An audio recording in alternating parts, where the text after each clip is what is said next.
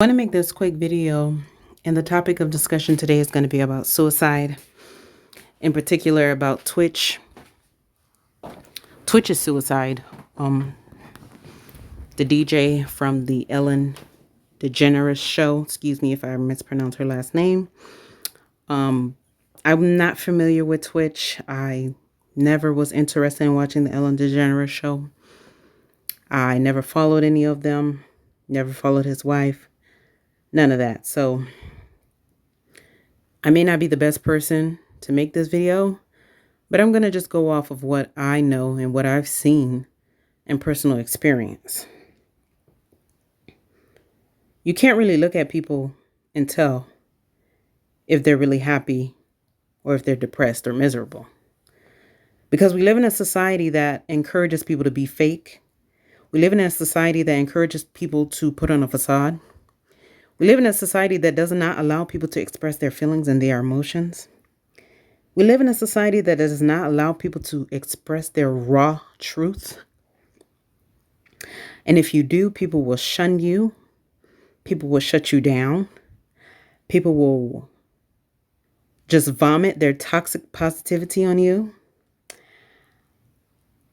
and tell you to just think positive, to pray, and everything will just be rainbows and sunshine. We live in a society where people don't even really have any real friends. If you do, you're blessed.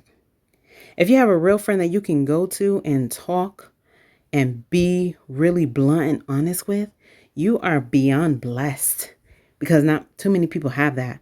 I have a couple of people that I can count on my fingers, on my one hand, that I can be really blunt and honest with, and they can take it. Of course, I like to ask people how they're doing before I just start burdening them with my issues and my bullshit. But I am blessed with a few people that I can do that with, and I can actually understand where I'm coming from.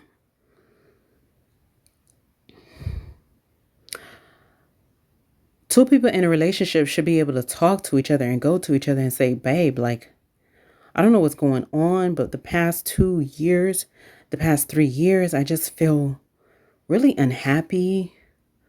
I don't like, whatever it is. Because like I stated in my last video, a lot of people aren't really getting married to their best friends. They aren't really deeply connected to their spouse. They can't really even really be real and blunt. And, with this Twitch situation, a lot of people online have been speculating that maybe he didn't actually commit suicide. Maybe he was murdered because he, quote unquote, seemed so happy. He had it all. He had a wife. He had children. Why would somebody with all of that delete themselves? And, I just shake my head because nobody will, the truth may be revealed, but who knows what the truth actually is?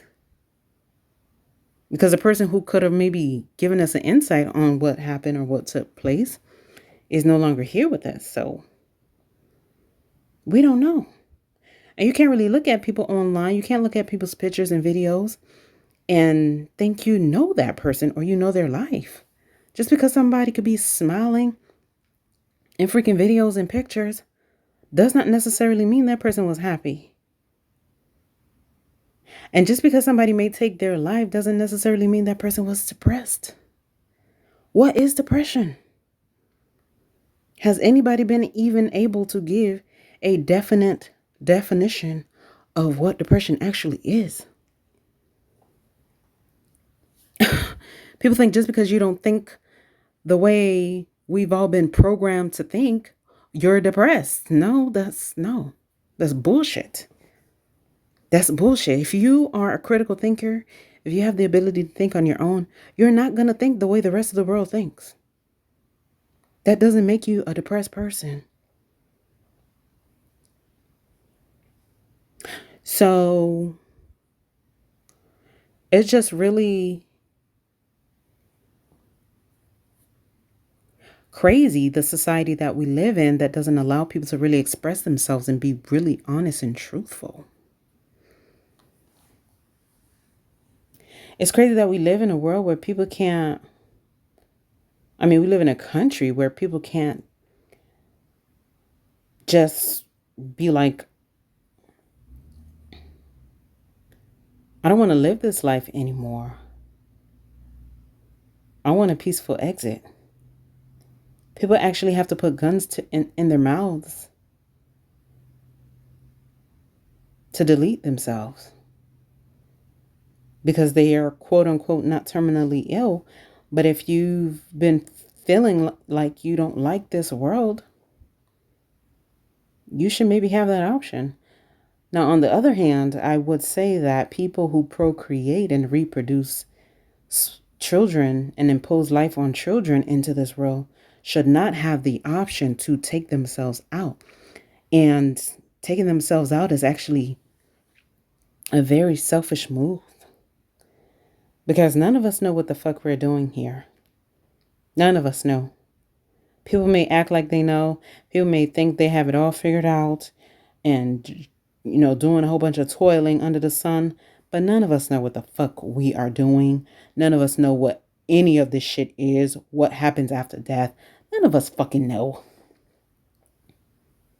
I don't care how many books you've read on spirituality, how many Bibles you've read. None of us know.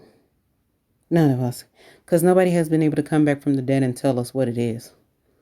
Yeah, we have people talking about they've had a near-death experience, blah, blah, blah.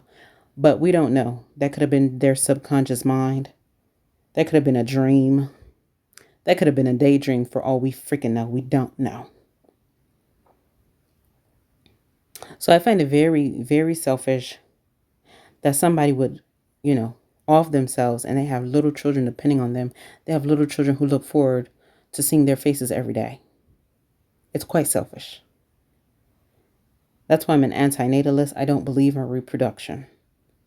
I don't believe we should be imposing any of this shit, any of this toiling, any of this slavery on any innocent souls. I'm against it.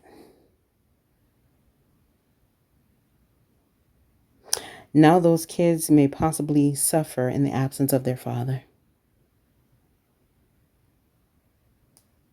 And to me, it's quite psychopathic to see people who have the ability to pull out a camera phone and smile extra big for a camera, but deep down inside, they're actually miserable. That is psychopathic to me and crazy. Once I've been on a double date and the other couple, they argued and fought the whole time we were at the amusement park. And once one of them took out a phone, they were able to wrap their arms around each other and smile. And to me, that is sick. That is psychopathic. And that is, I don't even have the fucking words for it. It's sick. I can't fucking do it. I don't have the ability to turn my switch on and off. I'm either on or I'm either off. And if you want to pull out a camera and take a picture of me in that moment, you're going to see it all on my face because I don't have the ability to have a poker face. Like, people tell me all the time, like, girl, your face is literally speaking for you because I don't have the ability to turn shit on and off. I'm not that psychopathic. My emotions is my emotions, and you will see it on my face. So, I've heard of people who off themselves, and for example, I used to date a guy that was in the military, and he grew up with his neighbor that lived across the street from him. And when he came back from being overseas, he saw this neighbor outside grilling, and he decided to go have a beer, have some barbecue with his neighbor. They chopped it up, they talked, they reminisced on old times when they used to ride the bus together. He said they had a great night. He walked back across the street. His mother sent him to the corner store. He came back from the corner store to a bunch of police cars and ambulance in front of his neighbor's house. Apparently, his neighbor had hung himself in the garage. And this guy I was dating, I mean, he was in tears telling me this story. And he just was like, I was just with him and he was good. Like, he gave no indication that that was even on his mind at all. We chopped it up. We had a good time. We laughed. We was drinking beer, was eating barbecue. And you just never know what's on somebody's heart and soul, man. You never know. And to me, I don't know if it's because a person realized that they're about to just be at total, complete peace. So that's what makes them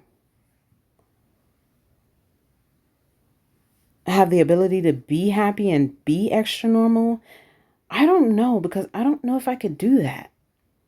I think if I was at that point on the edge, people would be able to see it on my face. Or maybe not. Maybe I would be happy and jolly too, because I know I'm about to be at peace. Like, I'm about to have complete peace. And that wasn't the first time I've heard stories like that. And every time I hear a story like that, it just gives me goosebumps, because I'm just like, whoa. So you mean to tell me if somebody in my life was about to do something super drastic, that they wouldn't even give me any kind of clue at all? Is that how people operate?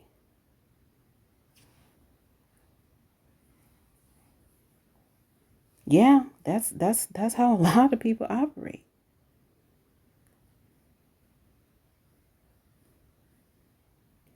So for people to believe that Twitch might not have deleted himself all because he quote unquote looked so happy and he quote unquote had it all is not a sufficient reason. It's not a sufficient reason to believe that he wouldn't do that to himself. Plenty of people have had it all. Plenty of people smile and laugh and took their own lives.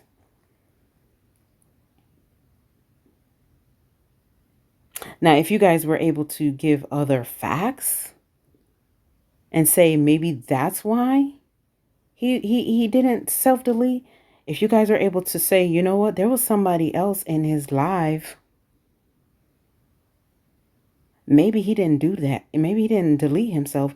Maybe it was that other person. And if it was something like that where you guys actually had facts, maybe you could say he didn't delete himself. But saying somebody was happy, was always happy, had all this good life and all this money and fame and wealth is not sufficient evidence. Sorry. All right, I'm out.